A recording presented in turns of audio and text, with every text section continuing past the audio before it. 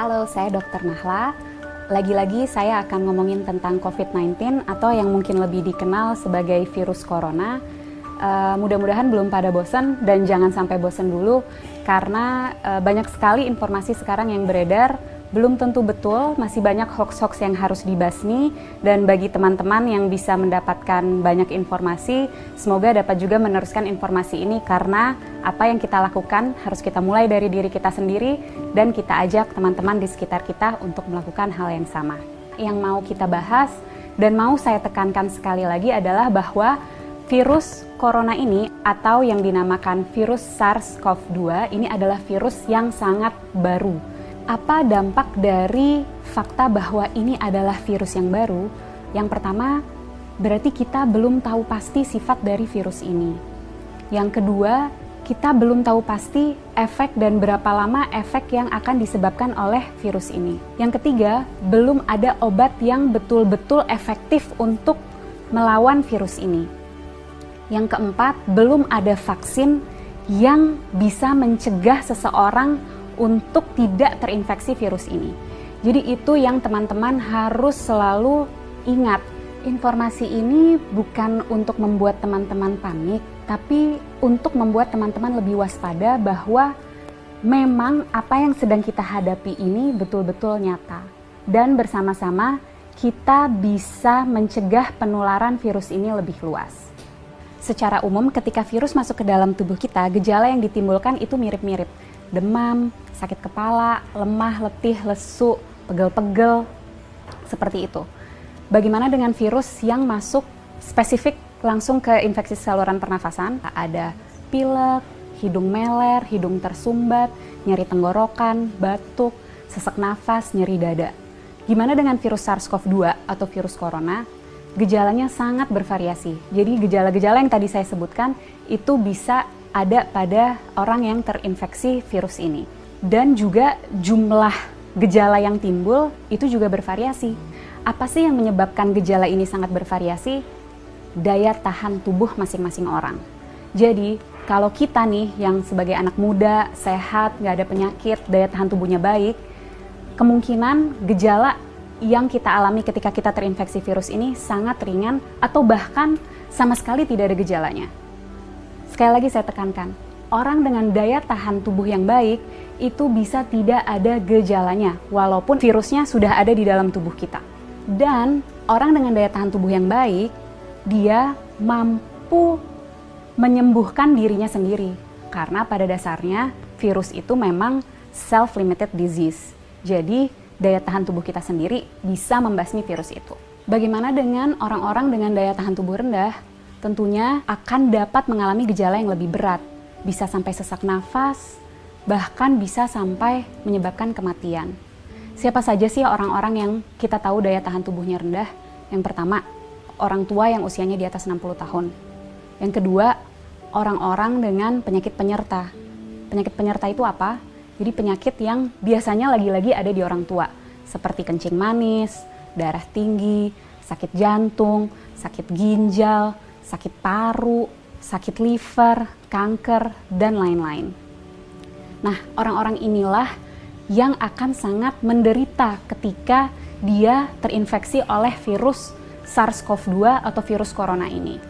Untuk kita yang daya tahan tubuhnya baik, ketika kita terinfeksi virus ini, kita bisa hanya dengan meningkatkan daya tahan tubuh kita, terus kita bisa melawan virus ini. Tapi bagaimana dengan orang-orang dengan daya tahan tubuh rendah? Itu yang harus kita pikirkan. Itu yang harus kita cegah supaya mereka tidak tertular virus ini. Jadi, apa yang bisa kita lakukan untuk membantu mereka-mereka yang daya tahan tubuhnya rendah?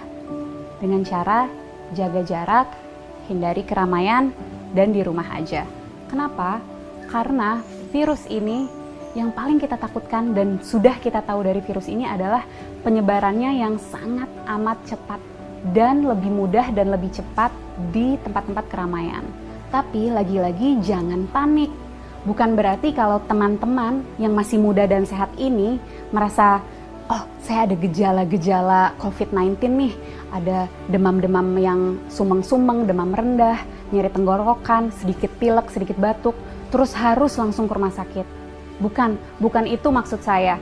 Bukan berarti kalau teman-teman ada gejala itu harus segera ke rumah sakit. Apa yang harus kita lakukan? Ketika mengalami gejala itu, lagi-lagi di rumah aja, tingkatin daya tahan tubuh dari rumah.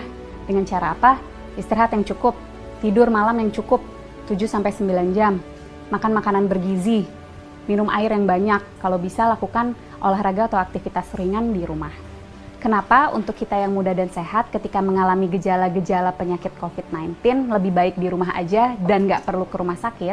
Karena kita mau memastikan bahwa rumah sakit itu tetap tersedia untuk mereka yang betul-betul membutuhkan. Orang tua, orang dengan daya tahan tubuh yang rendah, dan orang-orang muda yang mengalami gejala berat seperti sesak nafas. Mereka itulah yang harus segera ke rumah sakit. Jadi kita pastikan rumah sakit memang untuk mereka yang membutuhkan. Kalau kita bisa di rumah aja. Bagaimana dengan kita yang tidak ada gejala? Sebaiknya tetap jaga jarak, hindari keramaian, dan di rumah aja. Kenapa? Karena seperti yang tadi sudah sempat saya jelaskan, orang dengan daya tahan tubuh baik bisa jadi tidak menimbulkan gejala apapun. Jadi kalau dari luar dia terlihat sehat, belum tentu tidak ada virus itu di dalam tubuhnya. Dan orang-orang tanpa gejala ini tetap bisa menularkan ke orang lain. Melalui apa? Misalnya, kita lagi ngobrol-ngobrol sambil makan, dia tersedak, batuk, virusnya banyak di situ. Atau lagi di mobil bareng, AC-nya kenceng banget, kedinginan, dia bersin, virusnya ada di situ. Penting untuk kita jaga jarak 1 meter untuk memastikan droplet yang keluar melalui batuk ataupun bersin tidak terkena pada kita. Penting sekali untuk kita untuk selalu cuci tangan dengan cara yang benar dan sering-sering untuk memastikan jika secara tidak sengaja kita menyentuh droplet itu, kita bisa membersihkannya. Dan yang juga penting, jangan menyentuh wajah dengan tangan kita yang belum bersih.